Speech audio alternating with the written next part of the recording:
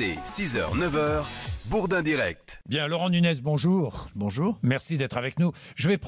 Nous allons prendre ensemble Mickaël qui est à Lens, dans le Pas-de-Calais. Bonjour Mickaël. Oui, bonjour Jean-Jacques. Alors très vite, vous dites « Je ne suis pas un casseur, mais je pense que les Gilets jaunes ont raison pour que le gouvernement réagisse ». Raison de quoi faire ? Alors, nous on a raison, alors ils ont raison de casser, de brûler ces choses, puisque ça appartient à l'État, toutes ces choses-là. Ils ont raison de casser et de brûler. Ah oui. Oui, ça coûte beaucoup à l'État. Malheureusement, il y a besoin peut-être encore mais d'argent. vous savez que l'État, c'est vous, moi et tous ceux qui sont là. Oui, sauf les ISF, malheureusement, ils ne sont pas partis. Oui, d'accord. Enfin, l'ISF, c'est 4 milliards et le budget de l'État, c'est des centaines de milliers, centaines oui. C'est vrai. Mais le gouvernement, si on en arrive là, et ils ont raison, chez les jeunes d'en arriver là, c'est parce qu'il ne réagit pas. Quand on voit M. Macron... Mickaël, oui. J'ai compris. Vous dites, je comprends très bien ces violences et même, je les approuve. Vous y participez, vous, Mickaël ? Alors, je participe, je suis un gilet jaune, mais je ne suis pas un casseur. Mais quand je cautionne, je cautionne ce genre d'acte, oui. Laurent Nunez, que dites-vous à Mickaël qui cautionne des incendies de barrières de péage ou des destructions de radars ou d'autres dégâts, d'autres saccages Clairement. Non, mais je dis tout simplement à votre auditeur que la violence, ça n'a jamais été un mode d'expression, surtout cette violence-là, dirigée contre des biens, du matériel. Ça n'a jamais été un mode d'expression. Bien au contraire, la violence, ça décrédibilise tout. C'est de la délinquance de droit commun. Il faut savoir, votre auditeur, j'espère qu'il comprend que on n'a pas toujours des gilets jaunes qui cassent. On est confronté à des véritables opérations commando sur les péages qui ont lieu toutes les nuits, qui mobilisent fortement nos forces de l'ordre pour y mettre un terme, procéder à des interpellations. Donc la violence n'est jamais un mode d'expression. Ça n'aboutit à rien de bon et c'est de la délinquance de droit commun. Et les gens qui sont interpellés, nous avons interpellé 17 personnes il y a 2 nuits à Bandol, des personnes qui avaient dégradé, brûlé le péage à Bandol. Donc c'est tout simplement de la délinquance de droit commun et c'est un mode d'expression qui n'est pas tolérable dans une démocratie. Mickaël ? Qu'est-ce que vous faites alors avec notre mode d'expression ? Quel serait, selon vous, le mode d'expression adéquat ? Parce que nous, on n'en a pas. Monsieur Macron se fout de notre gueule à 2 reprises avec deux choses qui m'horripilent. Donc là, quel serait, selon vous, le meilleur mode d'expression ? Dans ces cas, puisqu'on n'arrive pas à se faire entendre. La discussion, Mickaël, non. C'est mieux que la violence ? Il n'y a plus de discussion possible, puisqu'on nous prend pour des cons, nous, citoyens français. Donc il faut arrêter, il y a un moment où il faut arrêter de prendre les gens pour des cons, surtout le gouvernement, et surtout aussi M. Macron, M. Castaner, entre autres. Donc qu'est-ce qu'on fait là maintenant ? On agit. Bon. Laurent Nunez, et puis nous allons passer à la colère des policiers. Non, il y a le cadre des manifestations. D'abord, il y a le cadre du suffrage quand même, il faut le rappeler. Il y a des élections qui ont eu lieu, il y a 1 an et demi, qui ont élu un président de la République, une majorité. Et voilà, il y a la voix, c'est ça la démocratie représentative. Donc il faut quand même savoir aussi nommer les choses. Si on veut tomber dans l'insurrection, je pense que c'est ce que Mickaël souhaite, c'est ni plus ni moins que l'appel à l'insurrection, ok. Mais il y a aussi une autre façon de s'exprimer, c'est la manifestation de voie publique. Vous déclarez une manifestation, vous êtes en masse, vous revendiquez, vous êtes entendu. Et d'abord, le message qui a été adressé par les Gilets jaunes, pardon de dire à votre auditeur qu'il a été quand même entendu. Enfin, le gouvernement a pris un certain nombre de mesures. Il y a un débat qui va s'organiser où tout le monde pourra s'exprimer sur les thématiques qui ont été voulues, souhaitées lors du mouvement. Voilà, je pense quand même qu'il faut savoir raison garder et je requalifie les actes qui sont manifestement adoubés par votre auditeur d'actes de délinquance de droit commun et nous serons toujours en face. Et les forces de l'ordre, policiers ou gendarmes, interviennent là toutes les nuits, en ce moment, tous les jours, sur des barrières de péage, pour sécuriser des radars. Des radars, non, c'est très difficile, mais jour et nuit, à l'heure actuelle là. D'abord, Monsieur Bourdin, hier, c'était 4000 personnes qui étaient présentes sur les points de blocage. On parle de 4000 personnes. Il y a une semaine, on avait encore 10 000 personnes. Donc le mouvement va en décroissant, bien évidemment, avec des points qui sont tenus, des ronds-points ici ou là. Ils seront tous dégagés. Ils sont tous dégagés dans le dialogue, dans la discussion, le plus souvent sans aucun incident. Parfois, les forces de l'ordre interviennent quand on n'arrive pas à obtenir un dégagement par la discussion. Mais vous savez, depuis samedi, donc ce sont près de 170 points qui ont été dégagés. Et ne serait-ce que pour la journée d'hier, c'était 93 points qui ont été dégagés. Et bien sûr, ce mouvement va se poursuivre, toujours dans la discussion. Laurent Nunez, les policiers, donc... Vous allez reprendre des discussions avec les représentants syndicaux, je crois, tout à l'heure, c'est bien cela? Oui, on reprend une discussion aujourd'hui dans la journée. Est-ce que des commissariats seront fermés aujourd'hui? Alors, il y a un mouvement, il y a un appel alors, il n'y a pas de commissariat fermé. Donc, oui, commissariat, c'est-à-dire c'est-à-dire qu'on interviendra dans l'urgence, les policiers feront leur métier, comme ils savent le faire, mais on n'accueillera pas le public, quoi, si j'ai bien compris. Si, le public sera accueilli. Comment ça va se concrétiser? Les policiers, ils font leur travail, ils ont quand même le sens du devoir, et donc l'appel à mouvement, donc, c'est uniquement d'intervenir sur les appels d'urgence. D'urgence, oui.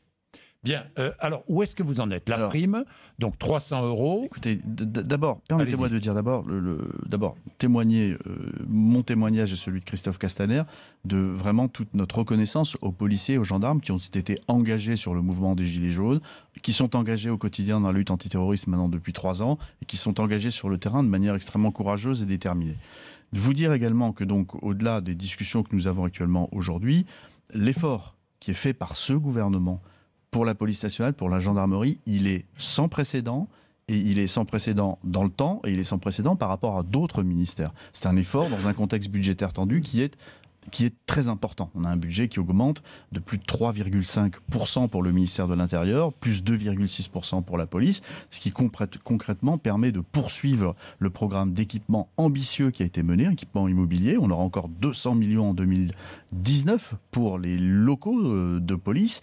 On aura 145 millions pour les équipements, les équipements de protection, c'est très important pour les policiers, les caméras piétons, les gilets pare-balles et aussi les véhicules. On n'a jamais acheter autant de véhicules dans la police et dans la gendarmerie qu'en ce moment. Donc cet effort, nous allons le poursuivre, et il faut le rappeler. Rappeler aussi l'effort de recrutement qui est fait, qui va se poursuivre. 10 000 effectifs sur l'ensemble du quinquennat, 2 500 en 2019. Vous savez, on paye encore les suppressions d'effectifs qui ont lieu entre 2007 et 2012. Ce n'est qu'à la fin de l'année 2019 qu'on aura reconstitué le niveau de gardien de la paix. Cet effort, on va le poursuivre, et c'est un élément. Et ça répond à la demande des policiers et des gendarmes. Ça répond à leur demande.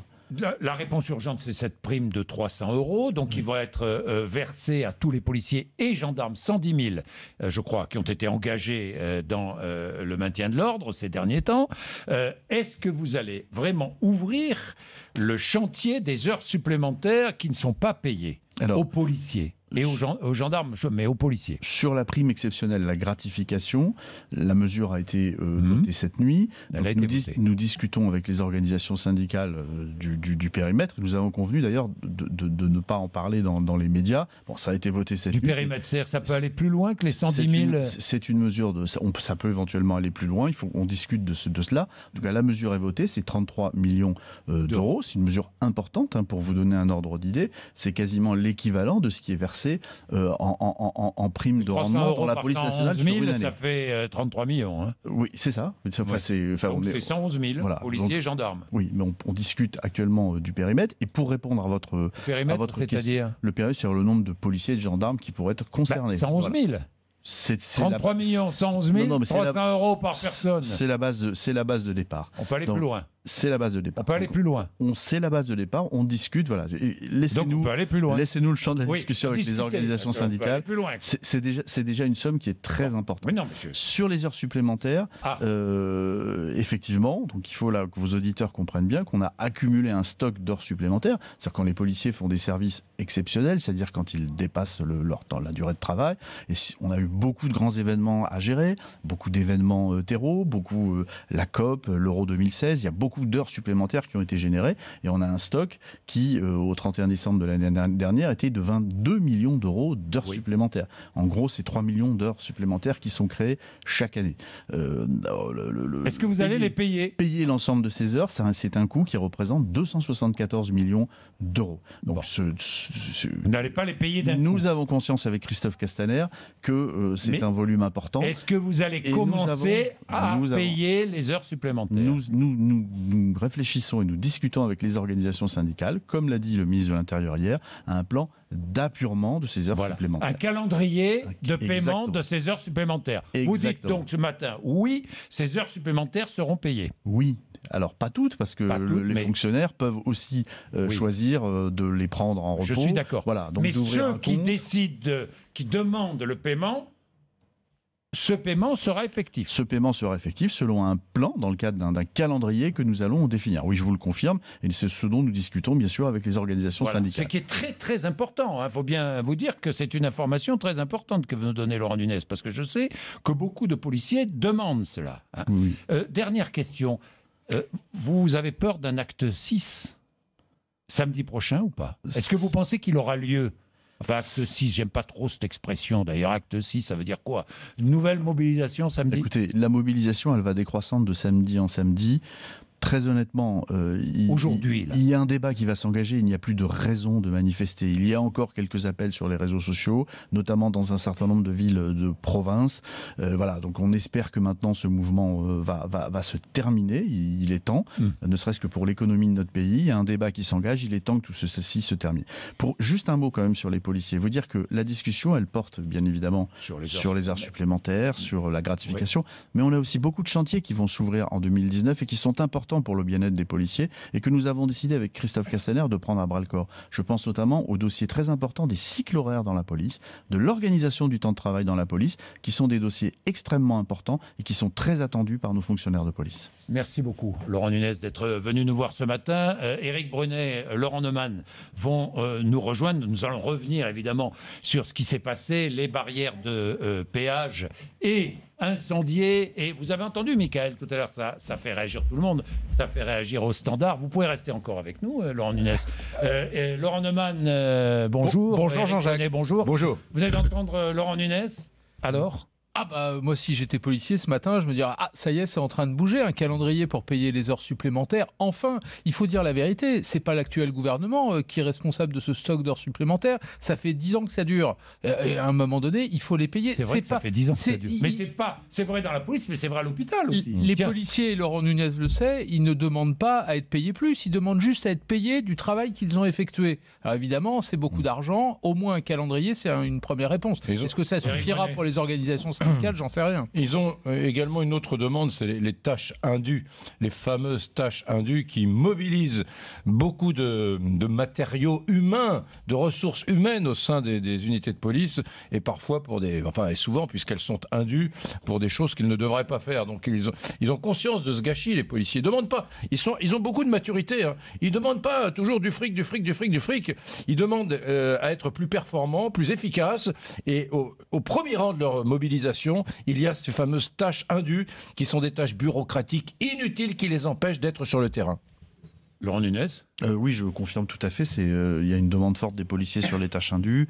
Ça va être des gardes statiques, des gardes de détenus, des transferts de détenus, des tâches procédurales. Donc tout cela, nous sommes en train de l'alléger. Sur les gardes, d'une part, on les allège et donc là aussi, il y a un calendrier de mise en œuvre qui est prévu. Et sur la procédure judiciaire, on fait beaucoup d'efforts pour l'alléger significativement.